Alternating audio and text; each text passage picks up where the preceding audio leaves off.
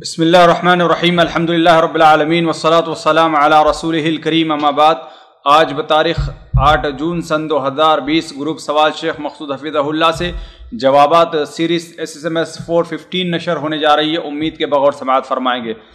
Group number 1 شروع کرتے ہیں۔ شیخ محترم، جیسے کہ گروپ نمبر 1 اور بہت ساری جگہوں سے آج کے موجودہ حالات سے متعلق سوالات آ رہے ہیں، ان میں پہلا سوال یہی ہے کہ جیسے کہ موجودہ حالات میں مسجد میں نماز کے لیے بہت ساری پابندیاں لگائی گئی ہیں مختلف جہات سے، مختلف ڈپارٹمنٹوں سے، جیسے اس میں کہا جاتا ہے کہ ماسک پہن کر نماز پڑھنا چاہیے، ماسک پہن کر آنا چاہیے، اور اسی طریقے سے ہاتھ میں گلوز وغیرہ ہے یا سینیٹائزر کا استعمال ہے۔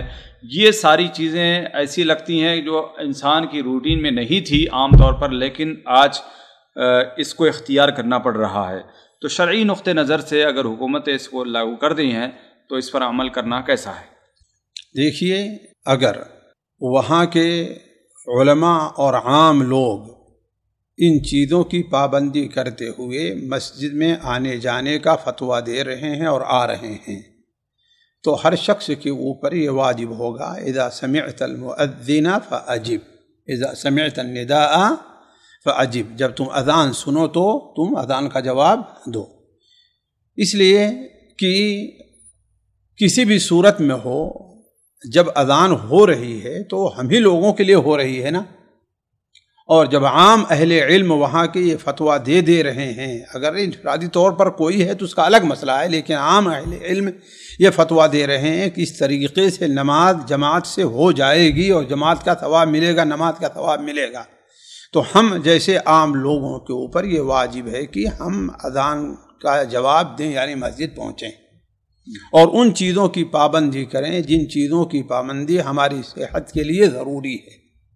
اس لیے کہ عموماً لوگ دیکھیں کہ بازار جانے کے لیے، دکان پہ جانے کے لیے اگر ڈیوٹی پر جانا ہو تو جائیں گے نہیں جائیں گے؟ اگر حکومت ایسی پابندی لگاتی ہے اور ڈیوٹی پہ جائے تو ہم کہیں گے نہیں کہ ہاں بھائی میری تنخواہ کاٹ لینا، میں جو ہے ڈیوٹی پر نہیں آؤں گا، مجھے اپنی صحت زیادہ اہم ہے کہ نہیں؟ اس کے لیے تو اگر جو ہے آپ جانتے ہیں تنخواہ کٹنے کا مسئلہ ہے تو ڈیوٹی کے متمنی ہوں گے، کاش کہ کوئی صورت بن جائے ہمیں ڈیوٹی دینے کے لیے۔ تو جب یہ دنیا کے معاملے میں آپ یہ سوچ رہے ہیں تو جب دین کا معاملہ ہے اس کے بارے میں کیوں نہیں سوچتے؟ اس لیے ان چیزوں کی پابندی کرتے ہوئے مسجد کی طرف آنا یہ ضروری ہے، الا یہ کہ وہاں کے عام اہل علم کے بار کہا کہ اگر یہی رائے ہے کہ اس طریقے سے جماعت نہیں ہوتی، جیسا کہ بعض جگہ لوگوں نے یہ بات اٹھائی ہے، واللہ عالم، ہے کہ نہیں؟ اگر ان کا ہے تو عام لوگ اگر پھر نہیں جاتے ہیں تو اس میں کوئی حرج نہیں ہے۔ جی، یعنی یہاں پر کوئی معنی نہیں رہے گی صفوں میں جو دوری کا جو مسئلہ ہے، ماسک پہن کا مسئلہ ہے، اور اسی طریقے سے سینیٹائزر جو لگاتے ہیں، لوگ کہتے ہیں کہ یہ تو الکوہل کی بنی ہوئی چیز ہے، اس کو ہم مسجد میں کیسے رکھیں گے؟ بھائی دیکھیے، جانتے ہیں آپ نے جو پروگرام کیا تھا یہ چیزیں تفصیل سے اس وقت آ چکی ہیں کہ یہ ساری چیزیں جو ہے جماعت کے یا نماز کی صحت میں مانع نہیں ہیں، اور آپ جانتے ہیں کہ یہ احادیث اور آثار کے دلائل کی بنیاد پر یہ باتیں وہاں آپ لوگوں کے سامنے آ چکی ہیں۔ وہیں پر یہ آ چکی ہے کہ یہ اولاً تو یہ جو الکوحل ہے، اولاً تو یہ شراب نہیں ہے، یہ شراب نہیں ہے ایک چیز۔ دوسری چیز، نہ آپ کے ہاتھ پر یہ تو ہوا بن کے اڑ جاتی ہے، باقی نہیں رہتی، یہ باقی اس میں جو دوا ہے اس کی جو بو ہے وہ باقی رہتی ہے، وہ تو اپنا اڑ جایا کرتی ہے۔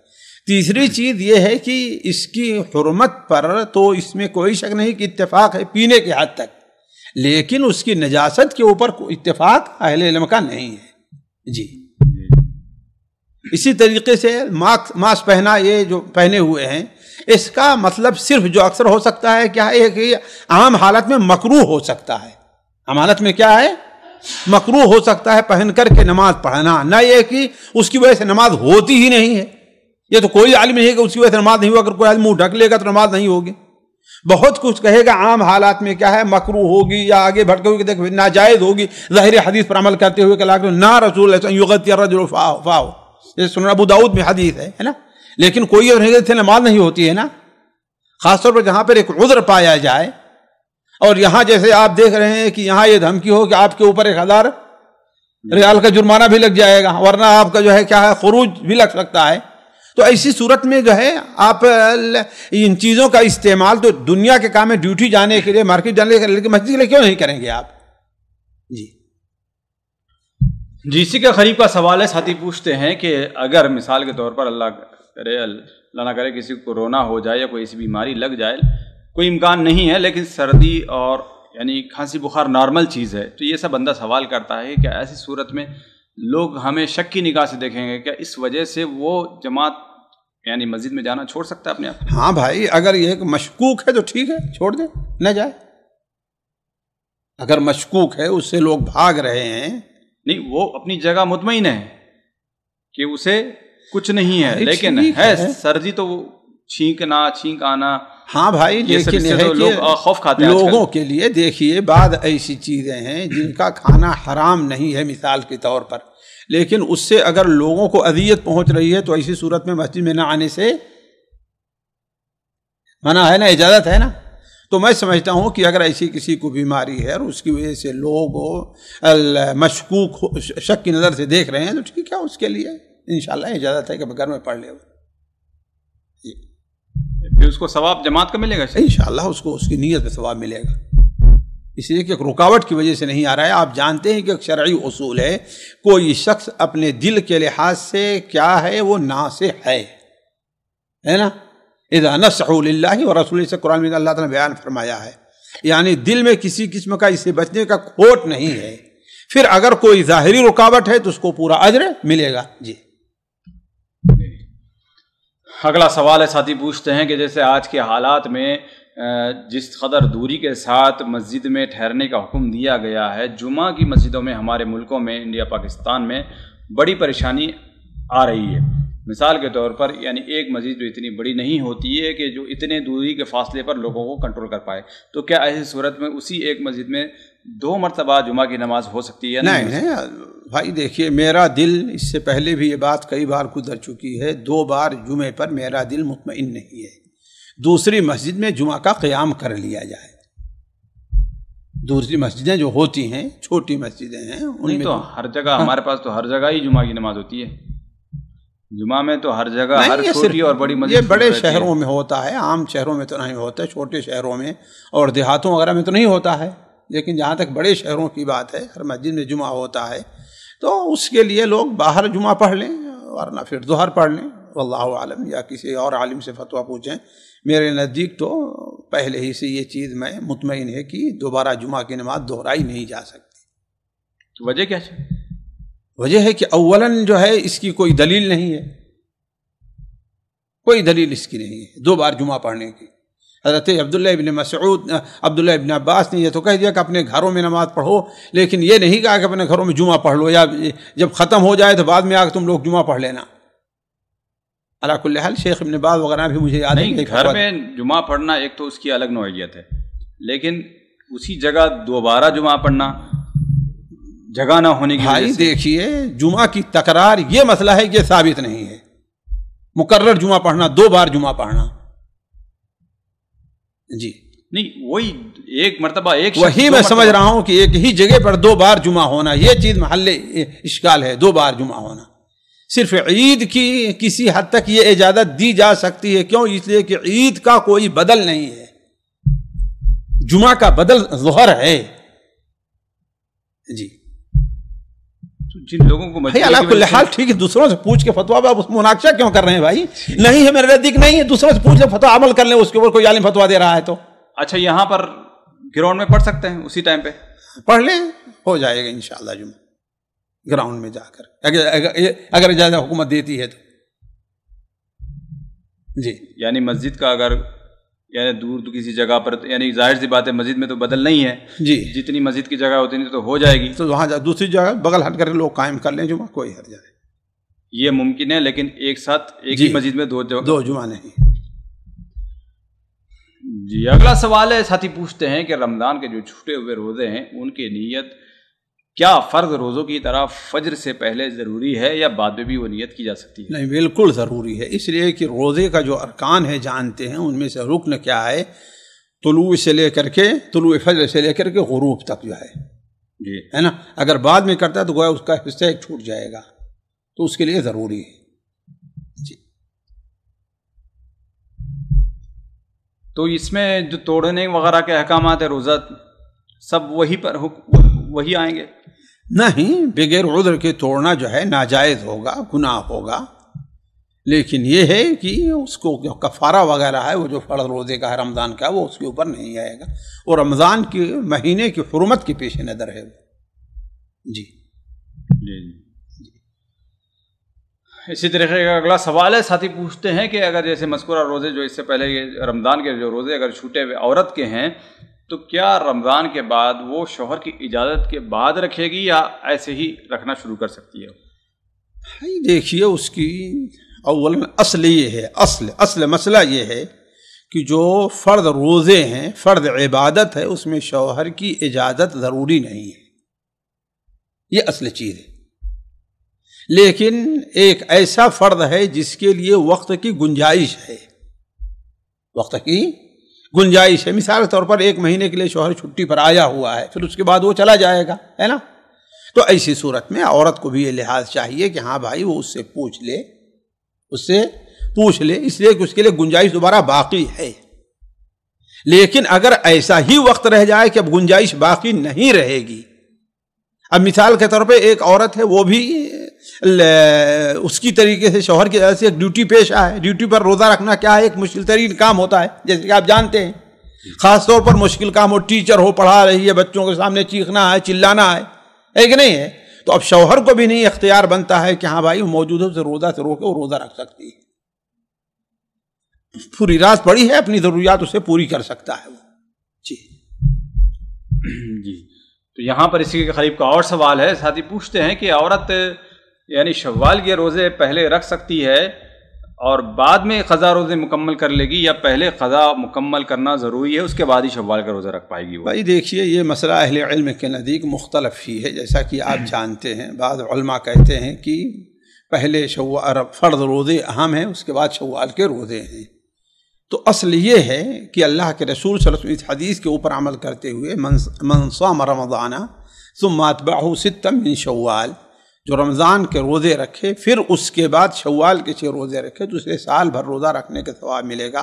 تو اصل یہی ہے کہ عورت کو چاہیے کہ پہلے اپنے فرض روزے پورے کرے، پھر اس کے بعد شوال کے روزے رکھے. لیکن بسا اوقات یہ ہوتا ہے کہ عورت کے لیے ایک مشکل ترین کام بن جایا کرتا ہے، صرف مشکل ہی نہیں بلکہ مشکل ترین کام بن جایا کرتا ہے. مثال کے طور پر ہماری کسی بہن کو 1 مہینے میں شروع رمضان میں اور آخر رمضان میں 2 بار جو ہے وہ ضرورت پڑ گئی. اب اس کے 10-12 روزے تو ایسے ہی 15 روزے چھوٹ گئے بسا اوقات 12 تو عورتوں کے، ہے نا، 13, 14, 15. اب اس کے بعد 6 بھی یہ بھی رکھیں تو لے جا کر کے 20 کے قریب ہو جاتے ہیں. اب روزہ ایک مشکل ترین کام ہے، مشکل ترین کام ہے. تو ایسی صورت میں میرا دل جس کے اوپر مطمئن ہے ان علماء کے قول کے اوپر کہ ہاں وہ اپنے شوال کے روزے رکھ لے، بعد میں اسے رمضان کے روزے پورے کر لے گی. ہمارے بعض بھائیوں کو شبہ یہ ہوتا ہے کہ اللہ کے رسول صلی اللہ علیہ وسلم کی جو ظاہری حدیث ہے کہ جس نے رمضان کے روزے رکھے پھر اس نے شوال کے، پھر اس کے بعد، گویا کہ رمضان کے روزے کے بعد ہے. تو ظاہر بات یہ چیز ہے عام نارمل حالات کے اوپر، جیسے نے عشاء کی نماز پڑھی اس کے بعد 2 سنت ہے کہ نہیں ہے، ظہر کی نماز سے پہلے اتنا ہے، یہ عام حالات میں ہے. لیکن بعد ایسے حالات آتے ہیں کہ اگر مثال تو جماعت کھڑی ہو گئی، آپ ظہر کی سنت نہیں پڑھے ہیں، اس کا مطلب آپ کو ظہر سنت نہیں پڑھنی ہے، آپ اس کے بعد پڑھ لیجئے. تو حکم یہی ہوگا کہ گویا آپ اس کو پہلے پڑھ لے رہے ہیں، اسی حکم میں آئے گا نا، پڑھ رہے ہیں بعد میں لیکن اللہ کے نزدیک لکھا کیا جائے گا. اسی طریقے جیسے کہ آپ صلی اللہ علیہ وسلم نے ارشاد فرمایا من کان لہ ورد فی اللیل، رات میں اس کا کچھ ایک ورد ہے، یعنی 10 رکعت پڑھتا ہے، 5 رکعت پڑھتا ہے، 4 رکعت پڑھتا ہے. بیمار ہو گیا، اچانک کوئی طبیعت خراب ہو گئی، نیند آ گئی، ایسا ہوا بھول گیا نہیں پڑھا، تو اگر وہ پڑھتا ہے دن میں تو آپ نے کأنہ صلی فی اللیل، گویا کہ اس نے رات میں پڑھا ہے، حالانکہ پڑھا کب ہے. تو اگر یہ مجبوری آ رہی تو گویا یہ ہوگا کہ اس نے جو ہے رمضان کے روزے پہلے رکھے پھر شوال کے. البتہ اجر کی مستحق کب ٹھہرے گی؟ جبکہ وہ رمضان کے روزے پورے کر لے گی. تو اور اس لیے بھی کہ رمضان کے جو قضا روزے ہیں اس میں اصل یہ ہے کہ موسع ہے، وسعت ہے، جیسے کہتے ہیں عائشہ کی بار بار حدیث آپ لوگ سنتے آئے ہیں کہ آپ صلی اللہ علیہ وسلم وہ بیان فرماتی ہیں کہ میرے اوپر رمضان کے قضا روزے رہتے تھے اور میں شوال کے روزے اور رمضان کے روزے کب قضا کر پاتے؟ شعبان کے اندر. تو جس وقت یہ بات یہاں پر اٹھی میرے ذہن میں فوراً وہ حدیث آئی. کیا مطلب یہ معقول سی چیز ہے کہ مائی عائشہ طاہرہ مطہرہ سال بھر فرض سنت روزے رکھتے ہی نہیں تھیں، وہ نہ شوال کی رکھیں، نہ ہی وہ عاشورہ کی رکھیں، نہ ہی عرفہ کی رکھیں. ظاہر بات ایک بہت غیر معقول سی بات ہے. اگر کسی کے پاس دلیل ہے تو لائے کہ ہاں بھائی وہ نہیں رکھتی تھیں. اگر کوئی دلیل ہے تو نہیں، تو غالب گمان یہ ہے کہ وہ رکھتی تھیں نفلی روزے بھی رمضان کے فرض روزوں سے پہلے. لہذا ہم یہ کہتے ہیں کہ عام یہی چاہیے، پھر اپنی بات میں دوہرا رہا ہوں، اصل یہی چاہیے کہ ہماری بہنوں کو پہلے اپنا فرض روزہ پورا کرے، پھر اس کے بعد کیوں فرض روزے نفل سے اہم ہیں. فرض روزے نفلی روزوں سے اہم ہیں. لا قدر اللہ، اللہ نہ کرے، آج کل جانتے ہیں بکثرت ایسی اموات ہو رہی، کل ایسی ہو تو اس کے ذمہ باقی رہ جائے گی. پتہ نہیں اس کے ورثہ اتنے لائق ہوں گے کہ نہیں ہوں گے اس کے روزے قضا کریں گے. اللہ کیا وہ ذمہ دار ہوگی پوچھنے کے اوپر، ہے کہ نہیں؟ تو اصل یہ ہے کہ اپنے روزے پورے کرے، پھر اس کے بعد شوال کے روزے رکھے. لیکن ہماری کسی بہن کے اوپر یہ مشکل ہو جا رہا ہے، بچوں کی ذمہ داری رہتی ہے، شوہر کی ذمہ داری، گھر کی جانتے ہیں 50 ذمہ داریاں ان کے اوپر رہتی ہیں، ہے کہ نہیں؟ اگر کسی کے لیے مشکل ترین کام ہو جا رہا ہے تو انشاءاللہ اس کے لیے یہ اجازت ہے. جی، یعنی آپ کا مشورہ یہی ہے کہ جتنا ہو سکے یعنی 15 شوال 20 شوال تک کوشش کرے اپنے پورے جو فرض روزے وہ مکمل کر لے. جی. اگر آخری صورت تک بھی اگر وہ فرض روزے پورے نہیں کر پائی ہے تو اب آخری دنوں میں شوال کے روزے یعنی حالات بتا رہے ہوں کہ بھائی پورے مہینے میں روزے پورے نہیں رکھ پاؤں گی، جی شوہر موجود ہے نہیں رکھ پاؤں گی، بچوں کی ذمہ داری ہے، اسکول آ گیا ہے، امتحان ہے، بہت صورت ہوتی ہے نا، تو کوئی بات نہیں 20 سے پہلے بھی رکھ سکتی ہے. لیکن اصل اس کی حالت کے اوپر ہے، ظاہری حالات کیا ہیں اس کے. یعنی پہلے جو ہے فرض کو مقدم کرے، جی، پھر اس کے بعد شوال کے روزوں کی طرف جائے. جی، اگلا سوال ہے، ساتھی پوچھتے ہیں کہ اگر کسی کے پاس صرف ایک بیٹی ہو تو جائیداد کی تقسیم کیسے ہوگی؟ صرف ایک ہی بیٹی، جی، والدین نہیں ہیں، ظاہر بات کہی اس کی تفصیل لکھیں، ورنہ اصل ایک بیٹی ہے اسے آدھا ملے گا، باقی جو ہے کس کو جائے گا؟ اگر بیوی ہے تو 8واں اس کو چلا جائے گا، ماں اور باپ ہیں تو کیا ہے وہ ظاہر بات شریعت نے ان کا کتنا رکھا ہے؟ سدس رکھا ہوا ہے. باقی اگر باپ ہے تو باپ کو جو عصبہ کے طور پر مل جائے گا، لیکن ماں باپ بھی نہیں ہے تو بھائی ہے کہ نہیں ہے نا، چچا ہے کہ نہیں ہے، تو اس کے حساب سے وہ مسئلہ ہوگا، وہ صورتحال لکھنی ہوگی. لیکن اصل یہ ہے کہ صرف ایک بیٹی کسی کی ہو تو اس کو جائیداد کا کتنا حصہ ملنے والا ہے؟ آدھا حصہ ملنے والا. جی، اگلا سوال ہے، ساتھی نماز سے متعلق سوال کرتے ہیں کہ ہم مغرب کی نماز کبھی ایسا ہوتا ہے کہ 3 تشہد ہو جاتے ہیں، تو ایسا کیسا ہوتا ہے؟ صحیح ہے، اوقات 4 تشہد بھی ہو سکتا ہے. جی، مغرب کی نماز ایسی ہے کہ اس میں بسا اوقات انسان کو 4 تشہد، تو یہ انسان کو ایک جماعت کی یا امام کی تابعداری کی وجہ سے ایسا کرنا پڑتا ہے، نہ یہ کہ تعمدن، اس لیے اس میں کوئی حرج کی بات نہیں ہے انشاءاللہ. جی، انہی کا اگلا سوال ہے، ساتھی پوچھتے ہیں کہ شیخ محترم دوران نماز یعنی تشہد تو ہوتے ہیں 3، پھر اس کے بعد تیسری رکعت میں جب ملتے ہیں تو 2 رکعت کی جو پہلے تھی جو ضم سورہ جو ہوا کرتے تھے وہ تو چھوٹ گئے.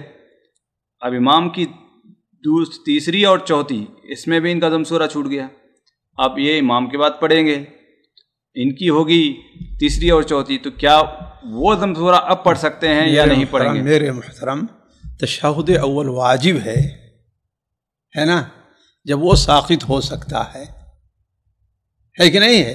جی، یا تشہد کرنا ناجائز ہے اگر اکیلے پڑھ رہا ہو، وہ جائز ہے تو ضم سورت ایک سنت کا عمل ہے، جی، ہے نا، تو بدرجہ اولا ساقط ہوگی.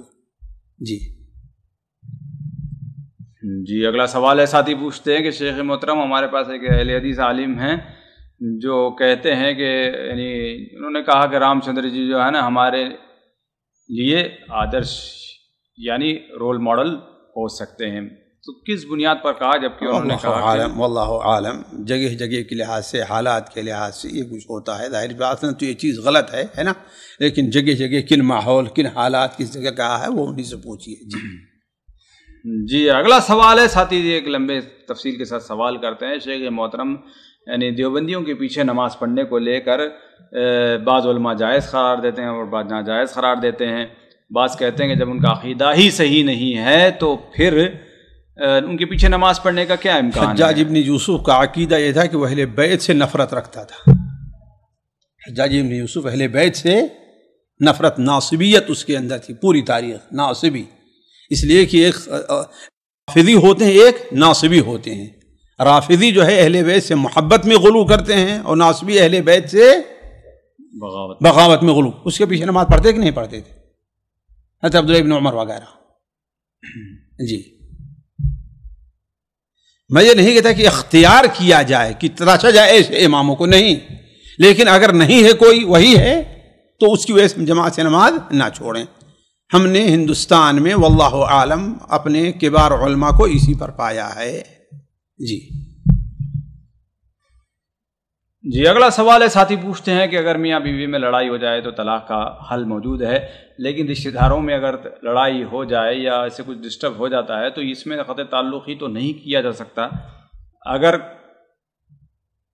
کرنا جائز ہوگا یا نہیں جب ایسے کہ ڈسٹرب ہو رہا ہے، اور اگر نہ کریں تو کیا حل ہوگا؟ پھر بھائی صبر کریں تو بہتر ہے، لیس الواصل بالمکافئ، آپ نے ارشاد فرمایا رشتہ داری کا صلہ رحمی کرنے والا وہ نہیں ہے جو بدلے میں صلہ رحمی کرے، ہمارے ساتھ اچھا تعلق رکھتے ہیں ہم ان کے ساتھ اچھا تعلق رکھیں، ولکن الواصل، لیکن اصل صلہ رحمی کرنے والا وہ ہے کہ لوگ اس کے رشتے کو توڑتے ہیں لیکن وہ اس کو جوڑ رہا ہے۔ تو انسان صبر سے کام لے، لیکن جہاں انسان کو اپنی عزت پر، اپنے مال پر جو ہے حملے کا خطرہ ہو، ٹھیک ہے، وہ ان سے کنارہ کشی اختیار کر سکتا ہے۔ جی تو اس حکم نہیں آئے گا کہ وہ صلہ رحمی نہیں کر رہا، قطع رحمی کر رہا ہے۔ جی اگلا سوال ہے، ساتھی پوچھتے ہیں کہ شیخ محترم ایک دونوں حدیثیں الگ الگ طریقے سے ملتی ہیں، ایک حدیث میں آتا ہے کہ نبی کریم صلی اللہ علیہ وسلم لگاتار روزہ نہیں رکھا کرتے تھے، یعنی ایک دن چھوڑ کر ایک دن آپ صلی اللہ علیہ وسلم روزہ رکھا کرتے تھے، اور دوسری حدیث میں جیسے کہ بتایا جاتا ہے کہ آپ صلی اللہ علیہ وسلم سے پتہ چلتا ہے کہ آپ لگاتار یعنی مکمل شعبان کا تقریباً زیادہ مہینہ روزہ رکھا کرتے تھے۔ تو دونوں حدیثوں کو کیسے سمجھا جائے گا صحیح طریقے سے کہ کیا ایک ساتھ کئی روزے رکھنا جائز ہوگا یا نہیں ہوگا؟ اصل میں دیکھیے بھائیوں کو بعض حدیثیں سمجھنے میں غلطی ہوتی ہے۔ آپ صلی اللہ علیہ وسلم نے جو سرد صوم سے منع فرمایا ہے وہ ہے کہ انسان سال بھر برابر روزہ رکھتا ہی جائے، مہینہ، 2 مہینہ، 3 مہینہ، 4 مہینہ سے بغیر افطار کے روزہ رکھتا جائے۔ لیکن انسان روزہ رکھ رہا ہے، ہفتے 10 دن 15 دن روزہ رکھا پھر چھوڑ دیا، تو یہ سرد صوم میں نہیں آئے گا۔ آپ صلی اللہ علیہ وسلم کا معمول بھی یہی رہا ہے۔ آپ صلی اللہ علیہ وسلم نے یہ جو بھائی نے لکھا ہے، آپ کہہ رہے ہیں کہ ایک دن کا روزہ رکھو، آپ نے رکھا ایک دن چھوڑا، یہ آپ کا معمول نہیں رہا ہے۔ یہ آپ نے حضرت عبداللہ ابن عمر سے کہا تھا کہ حضرت داؤد علیہ السلام کا روزہ یہ رہا ہے، اس سے بہتر کوئی اور روزہ نہیں ہوگا۔ سم یومن و افطر یومن، ایک دن روزہ رکھو ایک دن افطار کرو۔ تو لیکن آپ صلی اللہ علیہ وسلم کا معمول رہا ہے، اور امت کے لیے اسی میں آسانی ہے، جو لوگ زیادہ روزہ رکھنا چاہتے ہیں کہ انسان جب فرصت ہے، آرام ہے، روزہ رکھتا چلا جائے، پھر دیکھیں جب کام مشغولیت آ گئی تو اپنا کیا ہے روزہ افطار کرتا چلا جائے۔ تو آپ صلی اللہ علیہ وسلم کے یہی معمول رہا ہے۔ تو جو صحابی یہ کہتے ہیں کہ آپ روزہ رکھنا شروع کریں تو ایسا رکھتا ہے کہ آپ افطار نہیں کریں، اس کا معنی ہے کہ اس مہینے میں آپ افطار نہیں کریں گے، اس لیے کہ آپ نے جیسے کہ مائی عائشہ وغیرہ کی روایت ہے کسی پورے مہینے کا رمضان کے بعد آپ نے روزہ نہیں رکھا۔ سب سے زیادہ روزہ رکھا کس کا روزہ رکھا ہے؟ شعبان کے مہینے میں روزہ رکھا ہے۔ تو صحابی چاہے اسامہ ابن زید ہیں یا دوسرے ہیں جو یہ بیان کرتے ہیں کہ آپ جب روزہ رکھتے تو ایسا آپ افطار نہیں کریں گے، تو اس کا معنی یہ ہے کہ اس مہینے میں افطار نہیں کریں گے، یہ نہیں پورے سال آپ افطار نہیں کریں گے، ہے نا۔ تو گویا آپ نے روزہ رکھا، ہفتے رکھا، 10 دن رکھا، 15 دن رکھا، پھر آپ نے افطار کر دیا۔ تو اب جو ہے ہفتے 10 دن 15 دن آپ افطار کرتے ہی جا رہے ہیں، الا یہ کہ آپ روزہ یوم الاثنین اور یوم الخمیس کا رکھتے جاتے ہیں۔ جی اگلا سوال ہے، ساتھی پوچھتے ہیں کہ جب نبی کریم قیامت کے دن نبی کریم صلی اللہ علیہ وسلم کی امت میں ساری دنیا کے لوگ آئیں گے یا صرف مسلمان ہی امت میں شمار ہوگا؟ بھائی دیکھیے، آپ صلی اللہ علیہ وسلم کی امت میں ساری دنیا کے لوگ نہیں ہیں۔ آپ صلی اللہ علیہ وسلم کی امت میں وہی لوگ ہیں جو آپ کے آنے کے بعد اس دنیا میں موجود ہیں۔ آپ کے آمد کے بعد، اور وہ دو قسم کے ہیں، ایک امت دعوت ہے اور ایک امت اجابت ہے۔ ایک امت دعوت ہے یعنی وہ لوگ جو آپ کی دعوت کے قبول کرنے کے مکلف ہیں، یہ ساری دنیا کے لوگ ہیں، یہ ساری دنیا۔ امت اجابت وہ لوگ جنہوں نے آپ کی دعوت کو قبول کیا ہے، جنہوں نے قبول کیا ہے، اور جو فضیلت آئی ہے آپ صلی اللہ علیہ وسلم کی امت کی، وہ اسی امت کی ہے۔ جس کے لیے آپ صلی اللہ علیہ وسلم دعائے مغفرت کیا کرتے تھے وہ یہی امت ہے، اور جس کے لیے آپ صلی اللہ علیہ وسلم کی شفاعت خاصہ ہوگی جنت سے نکالنے کی، جہنم سے نکالنے کی اور جنت داخل کرنے کی، وہ کون ہوں گے؟ وہ یہی لوگ ہیں، امت اجابت ہیں۔ یہی وہ لوگ ہوں جن کو حوض سے پانی نصیب ہوگا۔ جی اگلا سوال ہے، ساتھی پوچھتے ہیں کہ اگر کوئی وتر کی نماز گھر میں جماعت کے ساتھ پڑھنا چاہے تو کیا حکم ہے؟ بھائی دیکھیے، یہ بات اس سے پہلے بھی تفصیل سے آ چکی ہے کہ نمازیں تین طرح کی ہیں، نفل نمازیں۔ کچھ نمازیں ایسی ہیں کہ جس میں اللہ کے رسول صلی اللہ علیہ وسلم سے جماعت ثابت اور وارد اس کا حکم ہے، اور کچھ ایسی ہیں جس میں ثابت اور حکم نہیں ہے کہ نہیں ہے، اور کچھ ہیں جن میں بسا اوقات آپ سے ثابت ہے اور بسا اوقات ثابت نہیں ہے۔ تو یہ جو وتر کا معاملہ ہے تہجد کا، یہ آپ صلی اللہ علیہ وسلم سے کبھی کبھار ایسے، جیسے ایک بار حضرت عبداللہ ابن عباس آپ کے ساتھ پڑھ لیے، ایک بار حضرت حذیفہ پڑھ لیے، شاید ایک بار حضرت عبداللہ المسعود آپ نے ساتھ پڑھ لیے، ہے نا۔ تو یہ کبھی کبھار ایسا کرے تو ٹھیک ہے، لیکن برابر اس کی عادت بنا لینا یہ بدعت میں ہوگا، ورنہ آپ صلی اللہ علیہ وسلم اپنی ازواج کے ساتھ برابر آپ یہ نماز پڑھا کرتے، تو آپ نے ایسا نہیں کیا ہے۔ جی اگلا سوال ہے، ساتھی پوچھتے ہیں کہ اگر کوئی بیماری کے ختم ہونے تک، یعنی جو آج کل کورونا کی جو بیماری چل رہی ہے، اس کے ختم ہونے تک اگر گھر میں ہی پابندی کے ساتھ یعنی نماز پڑھنا شروع کرے جیسے پہلے پڑھ رہا تھا، تو کیا اس کے لیے جائز ہوگا یا گنہگار ہوگا؟ آپ اس کا جواب ہمارے خیال سے آ چکا ہے۔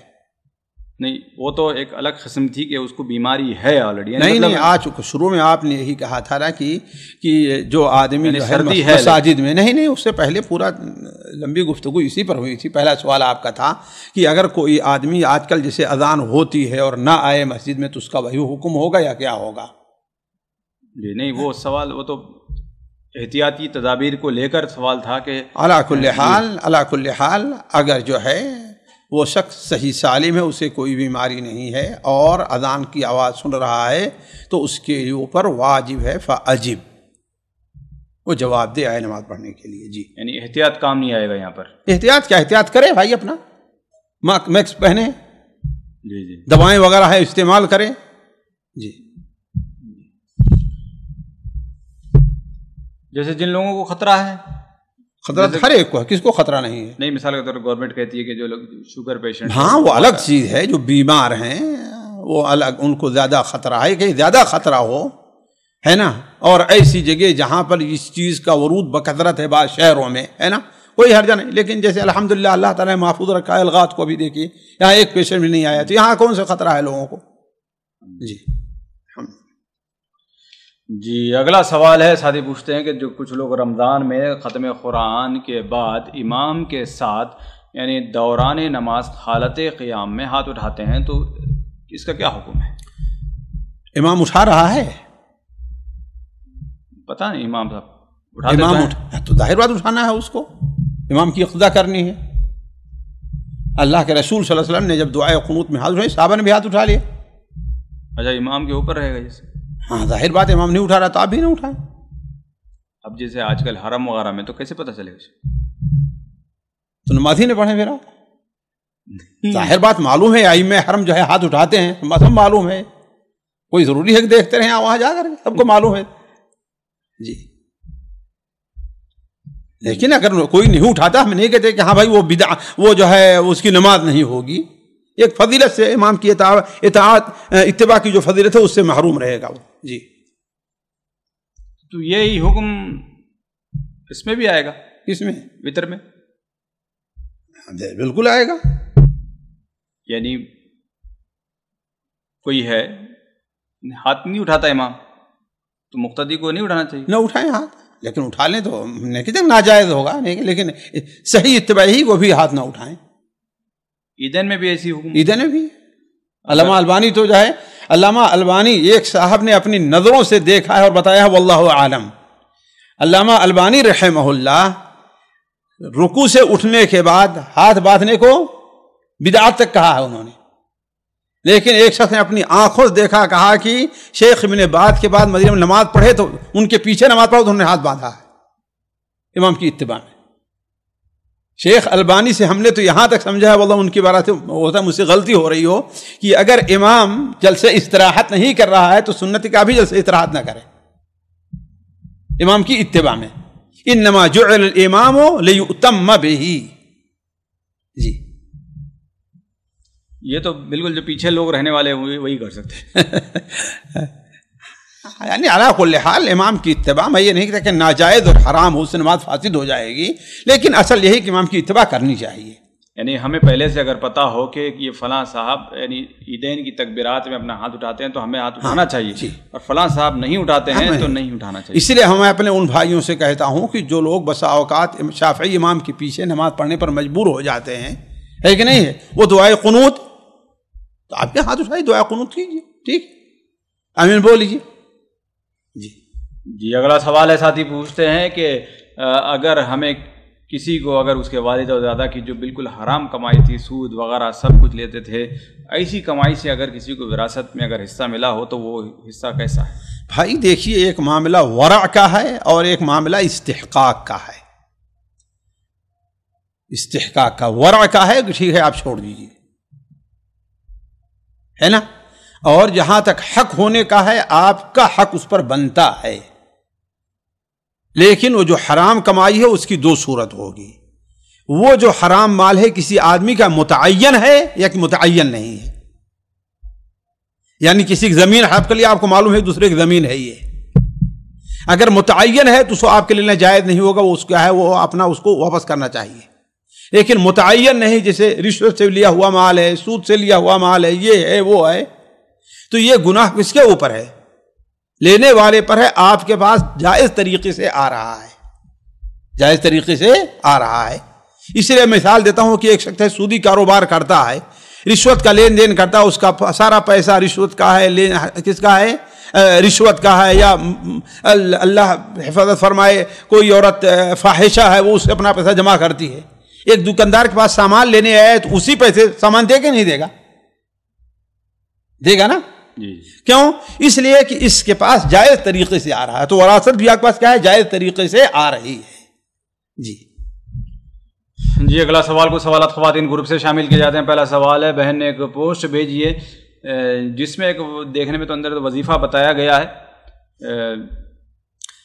کہ 100 مرتبہ پڑھنے کا اس میں لکھا گیا ہے، اس کی کیا حقیقت ہے؟ کون سا وظیفہ ہے؟ چالو ہو گئی؟ الحمدللہ الذی عدد ما خلق۔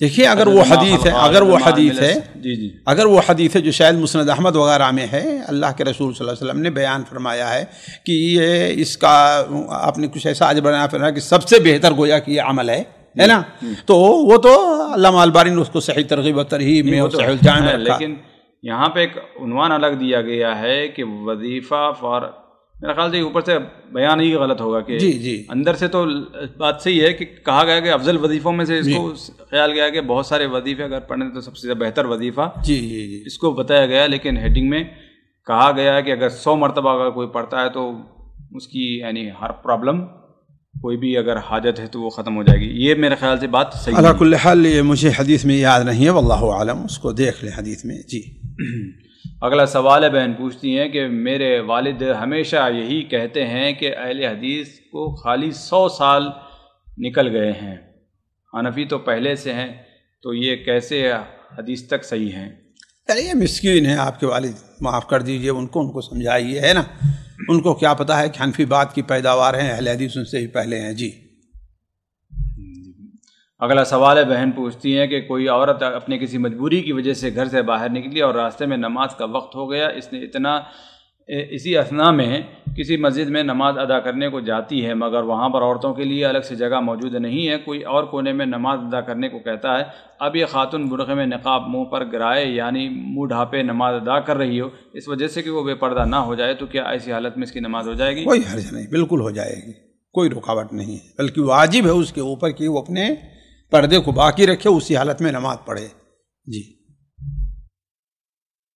اگلا سوال ہے، بہن پوچھتے ہیں کسی بھی ملک سے جب ہم ہوائی جہاز کے ذریعے سے سفر کرتے ہیں تو شام کی نماز میں زمین پر ہی پڑھ لیتے ہیں، اور جب جہاز اڑتا ہے تو آسمان پر بھی خوب تیز روشنی اور دھوپ چمک رہی ہوتی ہے، تو ایسی صورت میں ہم نماز کے بارے میں کیا کریں؟ یعنی اس کے عکس کبھی بھی ہوتا ہے کہ آدمی صبح کوئی حرجہ نہیں، جی اس لیے کہ جب ادا کیا تو وقت ہو گیا تھا نا، تو اس کے اوپر سے وہ فرض ساقط ہو گیا ہے۔ جی چاہے کوئی بھی نماز ہو، کوئی بھی نماز ہے، فجر کی ہے یا مغرب کی ہے۔ جی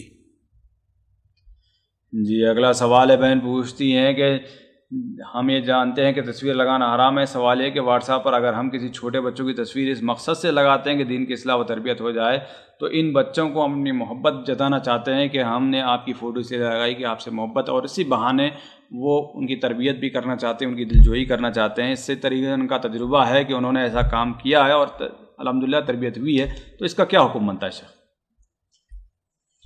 انشاءاللہ کوئی حرج نہیں ہے، مقصد نیک ہے انشاءاللہ کوئی۔ جی اگلا سوال ہے، بہن پوچھتی ہیں کہ ہمارے کئی ساتھی ہیں وہ کہتے ہیں کہ لوڈو گیم کھیلنا یعنی گناہ ہے اور یہ جوئے میں اس کا شمار ہوتا ہے، کیا حکم ہے؟ بھائی دیکھیے یہ بات اس سے پہلے بھی آ چکی ہے کہ اگر اس میں جو ہے اولاً ہار جیت کی جو ہوتی ہے شرط نام نہ رکھی جائے، جی وہ انسان کو اس کے کسی واجبات سے مشغول نہ کر دے، تو انشاءاللہ کوئی حرج نہیں، صرف وقت اپنا دل بہلانے کے لیے تھوڑا سا، کوئی حرج نہیں انشاءاللہ۔ جی اگلا سوال ہے، اگلا مسئلہ ہے کہ پہلے بھی ہم نے کہا تھا کہ اگر ان تمام چیزوں سے پرہیز کیا جائے تو بہتر ہے۔ جی اگلا سوال بہن پوچھتی ہیں کہ نفل اور فرض روزوں میں کیا فرق پایا جاتا ہے؟ یہی فرق پڑ جائے بھائی، فرض روزے آپ توڑ نہیں سکتے، نفل روزے توڑ سکتے ہیں۔ فرض روزے کی نیت جو ہے وہ فجر سے پہلے ہونی چاہیے، نفل کی نیت بعد میں بھی ہو سکتی ہے۔ جی اگلا سوال ہے، بہن پوچھتی ہیں کیا صدقہ کی رقم خود پر فرض کر سکتے ہیں یا نہیں، اور اگر وہ صدقے کی رقم ہم خود فرض کر لیتے ہیں لیکن دینے کی طاقت نہ ہوئی ہے، جتنا ہم سے ہو گیا تو اتنا ہی دینا ہمارے لیے کافی ہوگا یا ہم گنہگار ہوں گے؟ بھائی دیکھیے یہ گویا کہ نظر کے معنی میں ہے۔ اگر کوئی نظر مان لے کہ میں ہر مہینہ اتنا صدقہ کروں گا تو ٹھیک ہے، اب اس کے اوپر اتنا صدقہ کرنا ہے اور یہ اس کے لیے جائز ہے، کوئی حرج نہیں ہے نا۔